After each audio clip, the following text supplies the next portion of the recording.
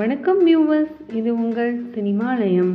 இன்னைக்கு நம்ம பயோகிராஃபியில் யாரை பற்றி பார்க்க போகிறோம்னா ஜெனிலியா. இவங்களோட ஃபுல் நேம் பார்த்தீங்கன்னா ஜெனிலியா டிசோசா.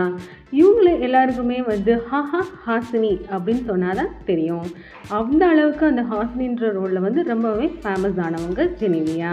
இவங்க எப்போ பிறந்திருக்காங்க பார்த்தீங்கன்னா அக்டோபர் 5, 1987 பிறந்திருக்காங்க.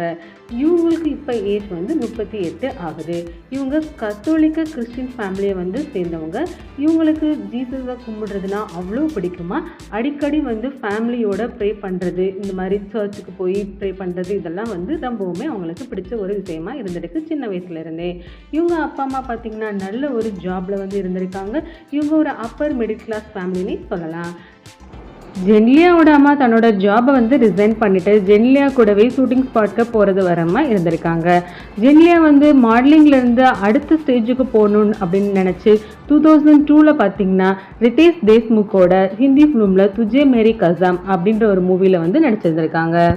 இந்த மூவியில் நடிக்கும் போதே பார்த்தீங்கன்னா ரிதேஷும் ஜெனிலியாவும் லவ் பண்ணியிருக்காங்க. தனது கேரியரில் முன்னேறி வந்ததுக்கப்புறம் மேரேஜ் பண்ணிக்கலாம்னு சொல்லிட்டு 10 இயர்ஸ் வெயிட் பண்ணியிருக்காங்க.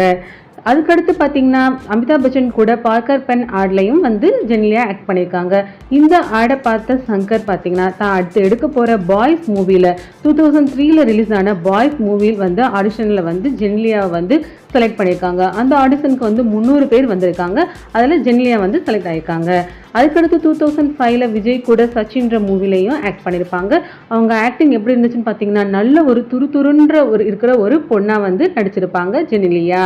இதுக்கப்புறமா பார்த்தீங்கன்னா 2008 சந்தோஷ் சுப்ரமணியம் அப்படின்ற மூவிலையும் நடிச்சிருப்பாங்க. இந்த மூவி பார்த்தீங்கன்னா தெலுங்குலையும் ரிலீஸ் ஆயிருந்துச்சு. அதில் சித்தார்த்துக்கு பேரா நடிச்சிருப்பாங்க. அந்த மூவிக்காக பார்த்தீங்கன்னா ஜெனிலியா நந்தி அவார்டும் வாங்கியிருப்பாங்க. அதுக்கடுத்து இவங்க நடித்த மூவி தான் உத்தம புத்திரன். இதில் தனுஷ்க்கு பேராவும் நடிச்சிருப்பாங்க. இதுலையுமே நல்லாவே துருதுருன்னு ஆக்டிவாக நடிச்சிருப்பாங்க. 2011 திரும்பவும் விஜய்க்கு பேரா இவங்க வேலாயுதம் மூவியில் ஆக்ட் பண்ணியிருக்காங்க. இதில் ஒரு ரிப்போர்ட்டர் கேரக்டரில் நல்லாவே நடிச்சிருப்பாங்க. 2012 பார்த்தீங்கன்னா தேரேனா லவ் கோஹயா அப்படின்ற மூவியில் ரிதேஷ் கூட 10 இயர்ஸ் கழிச்சு பேரா நடிச்சிருப்பாங்க. இது ஒரு ஹிந்தி மூவி. இந்த மூவிக்கு அப்புறம் பார்த்தீங்கன்னா ஃபோர்ஸ்ன்ற ஒரு மூவிலையும் நடிச்சிருப்பாங்க பாலிவுட் மூவியில். இதில் காக்கா காக்கா மூவியோட ரீமேக் தான். ரிதேஷை 10 இயர்ஸ் லவ் பண்ணிட்டு 2012 மேரேஜ் பண்ணிக்கிட்டாங்க. ரிதேஷ் பார்த்தீங்கன்னா ஒரு பாலிவுட் ஆக்டரையும் தாண்டி மும்பை சிஎம் ஓட மகனும் கூட. இவங்களோட லவ் பார்த்தீங்கன்னா 10 இயர்ஸாக இருந்திருக்கு. இவங்க 2012 மேரேஜ் பண்ணிக்கிட்டாங்க. ஜெனிலியா ரிதேஷ் மேரேஜ் பார்த்தீங்கன்னா கிறிஸ்டியானிட்டி முறைப்படையும் ஹிந்து முறைப்படையும் நடந்து முடிஞ்சிருந்திருக்கு. ஜெனிலியா பார்த்தீங்கன்னா மேரேஜ்க்கு அப்புறம் நிறைய மூவிஸில் நடிக்கிறத ஸ்டாப் பண்ணிட்டாங்க.